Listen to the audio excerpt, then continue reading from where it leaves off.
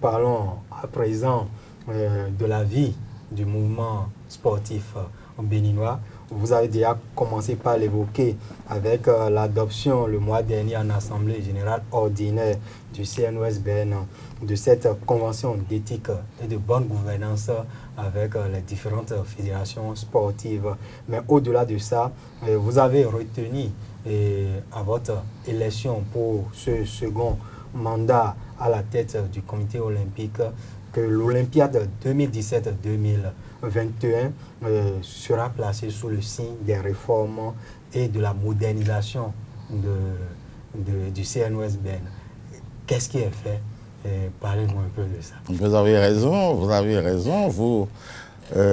Vous suivez vraiment l'actualité du mouvement olympique. L'Olympiade, ce n'est pas 2017-2021, mais c'est plutôt 2017-2020. Voilà. Donc, 2021 ouvre une autre Olympiade et qui terminera en 2024 par les Jeux de Paris 24. Paris 2024. Bien sûr. Voilà. Donc, vous savez, quand vous êtes porté au sommet de votre pays dans un secteur donné, vous devez être un homme d'ambition. Vous ne devez pas rester à faire du surplace. Et c'est dans ce cadre que mon équipe et moi, à la tête du Comité national olympique, nous avons pris des engagements que nous sommes en train de suivre progressivement.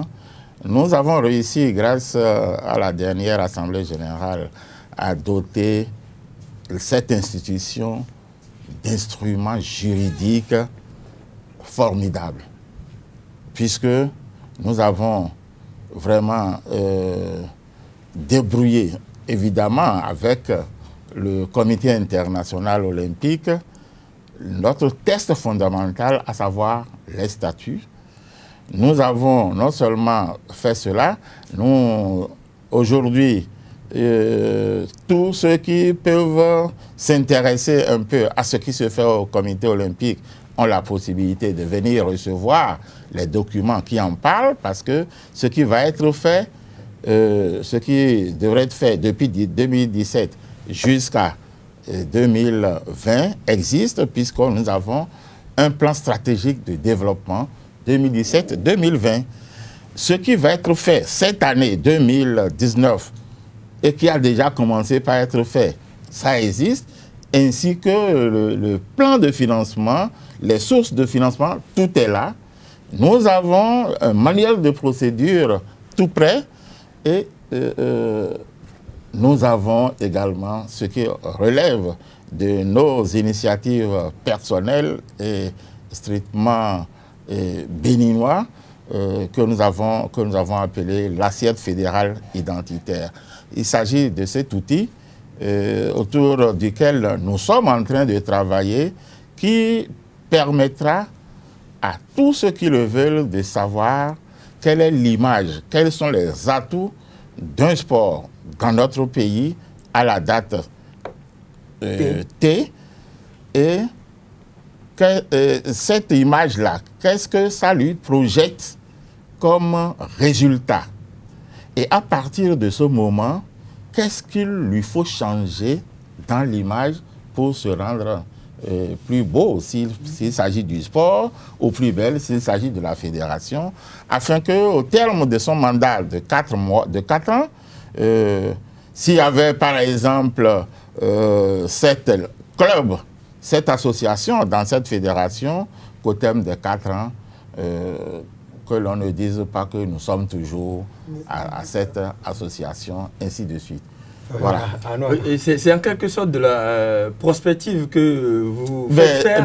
Nous en avons la spécialité, nous en avons les spécialités. Au sein du comité olympique, M. Sago l'a dit au passage, il n'y a pas que moi seul qui soit nanti d'un master en management des organisations sportives. Il y a le secrétaire général du comité olympique qui est aussi un manager. Un homme dont on ne parle plus. Il y a la trésorière générale qui est nantie. Et aujourd'hui, le CIO a accepté de mettre à la disposition du Comité national olympique et sportif béninois une personne spécifiquement consacrée au projet, qui est également doté, qui est également nanti d'un master en management des organisations sportives. Il s'agit de Mme Koussé-Wade Gloria. Oui, et l'athlète... qui a été pendant 2 Olympiades, c'est-à-dire pendant 8 années successives, championne béninoise au niveau du 100 mètres nage libre et qui a représenté notre pays pendant 2 Jeux olympiques. Oui, en fait, c'est pour demander au niveau de l'assiette fédérale identitaire. Je sais que ça a commencé il y a pratiquement 2e année, si je ne m'abuse, parce que j'étais à une de vos rencontres là où vous avez demandé aux fédérations de venir se mettre un peu à jour. Est-ce qu'on peut déjà savoir les élèves, les bons élèves à ce niveau-là? Nous sommes d'abord pédagogues. Donc, nos critères d'évaluation ne se déterminent pas en bon élève et de l'autre côté mauvais élève.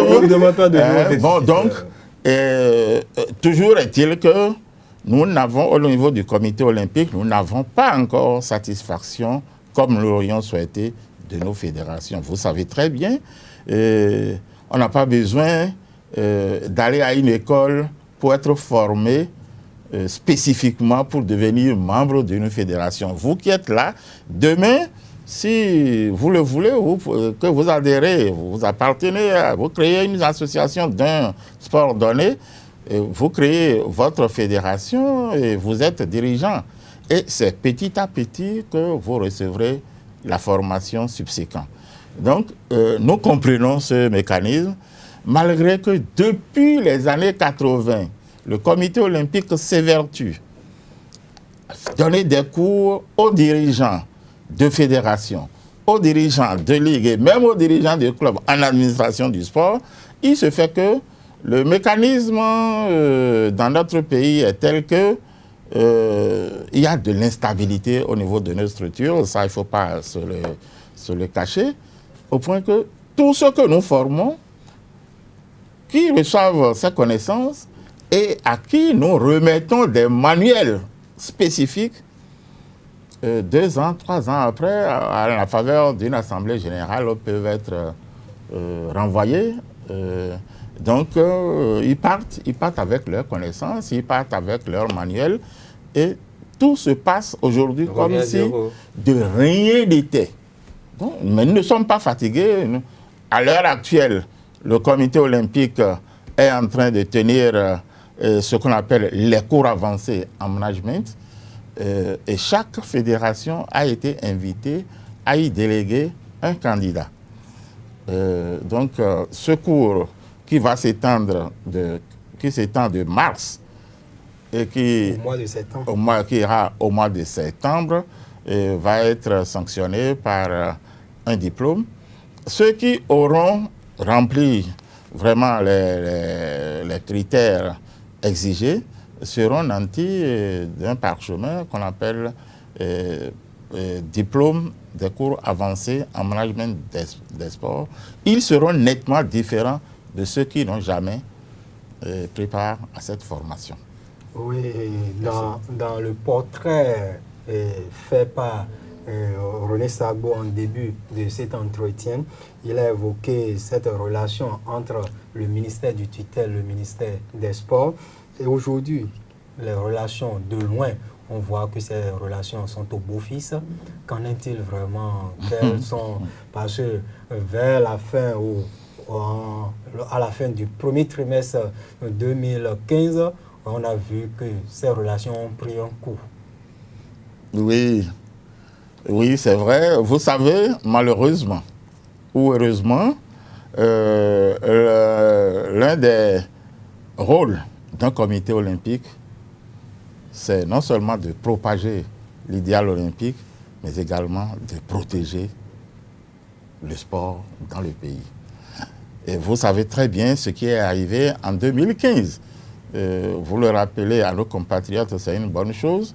Il y avait que le ministre qui était là, en ce moment, n'avait pas hésité à amener, à porter donc un malaise qui était au niveau de l'exécutif de la Fédération béninoise de football en Conseil des ministres, et le Conseil des ministres n'a pas hésité donc à prendre un acte administratif, un acte gouvernemental qui a consisté à retirer l'agrément de la Fédération béninoise de football. Rien contre. C'est le droit du gouvernement de donner, c'est son droit de donner l'agrément à une fédération, c'est également son droit de le retirer au moment où il choisit de le faire.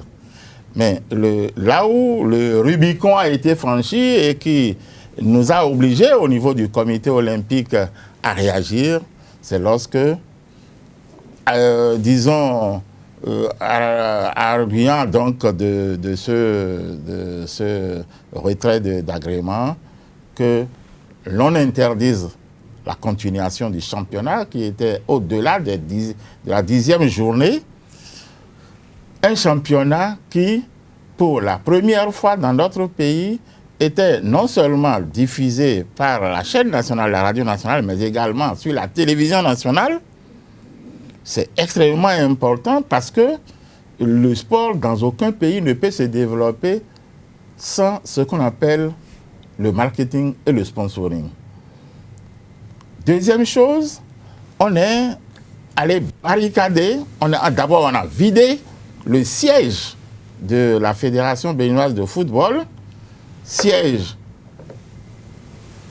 dont le site sur lequel c'est construit est payé par la fédération, l'édifice est fait par les moyens de la fédération, les ouvriers, enfin ceux qui y travaillent sont payés par la fédération. On s'en va barricader et puis on interdit tout accès. Ça, c'était un peu de trop et le comité olympique ne pouvait pas donc se taire là-dessus. Nous avons eu la réaction que nous devions avoir en son temps à travers une déclaration. Et vous me connaissez très bien, je ne suis pas un belliqueux. Donc, nous avions pu trouver les mots qu'il fallait pour faire savoir là où le bas blessait. Mais bon, on n'avait pas été compris. On n'avait pas été compris, on n'avait pas été... ça avait apparu un peu comme ce monsieur, d'où il vient. Les gens au niveau du ministère ne savaient pas qu'il ne s'agissait pas d'une déclaration de monsieur Milavoa. C'était une déclaration du Comité national olympique et sportif béninois, d'où lui vient pour s'opposer à une décision du gouvernement. Non, on ne s'opposait pas à la décision du gouvernement. Mais nous étions tenus de dire ce qu'il fallait. Et c'est ça qui nous a valu l'inimitié dont vous parlez. Bon, Dieu merci. Aujourd'hui, tout ce beau monde, lorsque nous nous rencontrons, tout est classé. Nous sommes des sportifs. Le fair play règne normalement. Aujourd'hui, c'est passé dans l'histoire. Et que faut-il faire pour que l'histoire ne se répète plus? Non, j'ai la certitude que l'histoire ne se répétera pas. Et je vous assure, quand vous aurez connaissance des dispositions de la Convention d'éthique et de bonne gouvernance, vous comprendrez qu'il y a beaucoup de choses qui anticipent, qui font anticiper, et qui étaient là et qui étaient des germes de division, des germes de crise, qui déjà ont eu leur parade au sein de ce dispositif-là. Et également, en novembre 2014, on était du côté de l'OCOSA. Oui, on était du côté de l'OCOSA, tout ça là. Vous rappelez beaucoup de choses. Pas plus tard qu'hier, j'ai reçu à mon cabinet le secrétaire général adjoint du ministère et toutes ces questions, nous nous sommes rappelés cela. il nous faut nécessairement la loi sur la politique nationale des sports, ce qui est complètement différent de ce que nous avons aujourd'hui, d'ailleurs, qui est complètement désuet. La Charte nationale des sports, il n'y a plus rien de juste et vraiment d'exploitable là-dedans. Julien Minavo, est-ce que le Bénin a un problème de test ou un problème d'application, ou un problème des hommes qui vont appliquer ces tests? C'est le tout. Le Bénin, aujourd'hui, a un problème de texte. Si nous prenons le cas de la Charte nationale des sports, cette charte, d'ailleurs, je crois que le gouvernement actuel, de manière habile, la laisse carrément de côté, puisque, par exemple, quand le chef de l'État reçoit les grandes entreprises pour leur demander de contribuer, parce qu'il y a la loi des finances 2019 qui prévoit cela. C'est complètement en dissonance avec les dispositions de la charte actuelle qui continue de prêcher l'amateurisme pur et dur. Oui, c'est totalement différent. Donc, problème de texte, oui. Problème d'application, oui également. Parce que, bon, même quand nous avons les lois sont là, il faut des décrets d'application, et les décrets d'application ne reflètent pas toujours les dispositions des lois. Troisième chose, problème des hommes, oui, également. Donc, c'est le tout. Et il faut pouvoir conjuguer tout ça pour sortir quelque chose de positif pour notre sport. Ben, Président, vous avez parlé de réforme pour l'Olympiade 2017-2020. Et aujourd'hui, il est clair que les fédérations sportives ont le sourire, les athlètes ont le sourire. Vous avez offert beaucoup de bourses. Mais vous n'êtes pas sans savoir qu'au niveau de la corporation presse, ça ne va pas du tout. Ça va pas du tout. Et je voudrais vous battre longtemps pour qu'on puisse en arriver à une association. Je sais qu'à un moment donné, vous avez semblé être découragé, mais vous connaissant vraiment battant, vous êtes tenté de travailler. Pour nous, vous avez un aîné, un doyen, un baobab, je veux parler de M. Fernando Ressou, qui est pour nous quand même un exemple au niveau de la presse sportive, et nous croyons que vous pourriez faire quelque chose pour qu'on en arrive là. Au Mali, nous avons eu Abi Sissoko qui a réussi, et je sais que M. Minavoie peut réussir. Alors, ma question est en termes de plaidoirie. Président, nous voulons compter sur vous pour qu'on en arrive à une union de la presse au Bénin. Surtout que les journalistes ne sont plus respectés dans l'exercice de leurs fonctions. On en a vu le 24 mars dernier, malheureusement, qui ont été battus, bastonnés, même en exhibant leurs accréditations. Bon, c'est un incident grave qui est arrivé, que nous regrettons tous. Et je crois que les dispositions se prennent au niveau de la Fédération béninoise de football et au niveau du ministère. Vous savez qu'aujourd'hui, il y a une autre structure étatique, une agence qui coiffe tout ça. Mais j'ai entendu le ministre dire que cette agence n'a rien à voir dans tout ce qu'il y a eu comme incident et il faudrait que nous l'acceptions comme tel. Non, ce qui est arrivé le jour du dernier match de football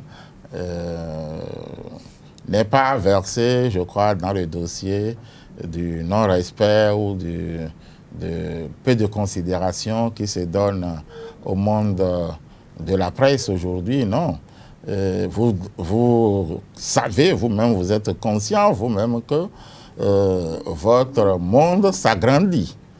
C'est un peu comme si vous allez aujourd'hui dans mon corps d'origine, l'enseignement. Au moment où nous, on avait choisi d'aller dans l'enseignement, c'était un métier fort désiré. Parce qu'on le faisait, bien sûr, c'était pas n'importe qui allait à l'école normale Félicien Nadior. en son temps. Mais avec le temps, on a parlé des GIR, on a parlé des tout cadre enseignant, on a parlé de ceci, de cela. C'est un peu comme cela, votre corporation est en train de subir ce que subissent toutes les organisations qui s'agrandissent. Et c'est en cela que vous, enfin les quelques-uns qui continuent de se prendre eux-mêmes au sérieux à travers le travail propre, doivent pouvoir comprendre que c'est la seule voie pour se faire respecter. Il s'agit de continuer à travailler comme cela se doit en tant qu'homme de... Personne ne peut voir M. Sagbo et se mettre à le tabasser. D'ailleurs, il ne se rapprochera même pas de vous lorsqu'il sait que là, tel que c'est, qu'il ne faut pas y aller. Eh bien, je ne voudrais pas vous contredire, M. Milanvoa, mais seulement que c'est vrai, on ne va pas se focaliser sur ce qui s'est passé le 24. Non, mais je ne voudrais pas... Cette histoire du 24, là, je connais quelqu'un qui est tout le temps à la télé, on le voit, mais qui a été... non, ça a été... C'est une goutte, c'est la goutte qui a débordé le vase. Je connais, vous parlez du chef division sport de l'RTB. C'est un monsieur, non seulement qu'il est connu, mais ce n'est pas celui-là qui devrait subir ce sort. C'est un monsieur... Non, c'est-à-dire que son calme est tel qu'on ne pouvait pas dire que lui, il a provoqué quelqu'un. Mais voilà ce qui est arrivé. Nous n'allons pas en tenir compte pour dire que le monde des médias au niveau du sport n'est pas respecté. Je pense, si vous me le permettez, que je revienne au problème de départ posé par M. Sagbo. Je suis très heureux qu'il ait ressuscité cette question.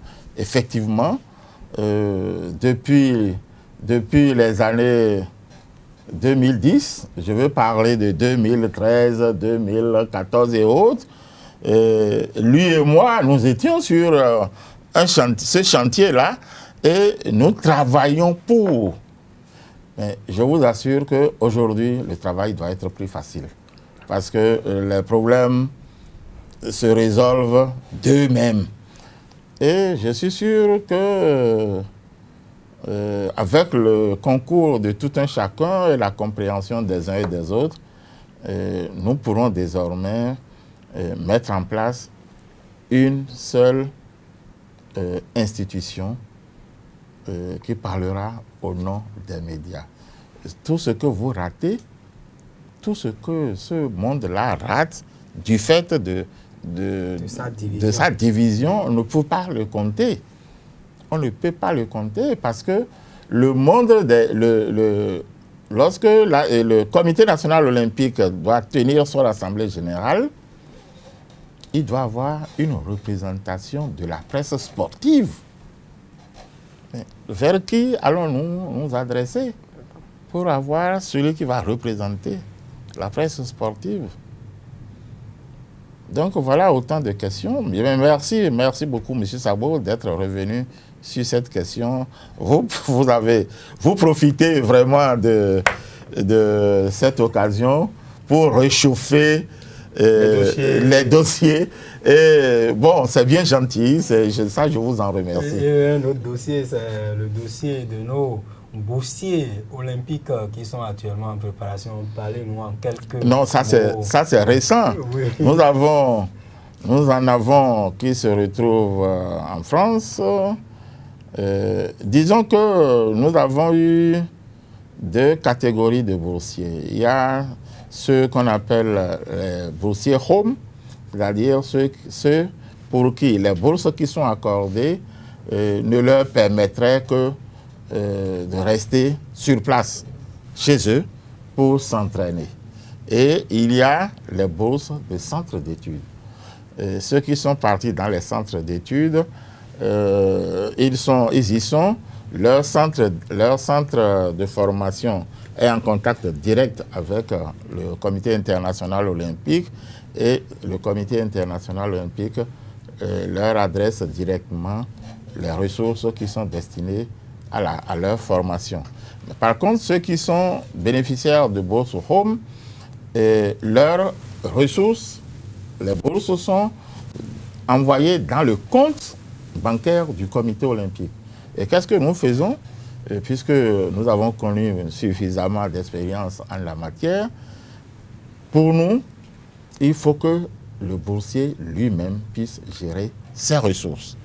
Ainsi donc, il y a ce qu'on appelle une distribution budgétaire, et la bourse, quand c'est arrivé, on la met intégralement dans le compte de l'athlète, et pour qu'il l'utilise, ce ne serait pas à sa volonté, il doit l'utiliser sur la base des prescriptions de ce que je viens d'appeler distribution budgétaire. Ainsi donc, son hébergement, son entraînement, sa restauration, sa participation aux compétitions qualificatives, tout ça c'est énuméré et avec des coûts conséquents, et c'est eux-mêmes qui se les gèrent. Nous nous sommes arrangés pour que eux qui ont des bourses Home ne restent pas en réalité, comme l'indique la bourse, sur place ici, parce que l'un des mots qui font que notre sport n'évolue toujours pas encore, c'est beaucoup d'autres choses, mais c'est également l'inexistence des infrastructures qualifiées, et de grâce, c'est également l'insuffisance de la qualification de nos entraîneurs. Nos entraîneurs que nous avons sur place, ils ont eu les qualifications nécessaires qui leur ont permis de former. Ils ont initié, ils ont permis aux enfants donc d'atteindre un niveau donné. Une fois ce niveau donné, les enfants ont atteint ce niveau. Et si à partir de ce niveau, vous voulez que ces enfants évoluent, ce n'est plus avec eux. Et puisque au Bénin, il n'y a pas un plan de formation. Il n'y a pas un plan de formation qui permette à nos techniciens qui ont eu leur 3e degré, par exemple, il y a 10 ans, d'aller se recycler. Il n'y a pas ce plan.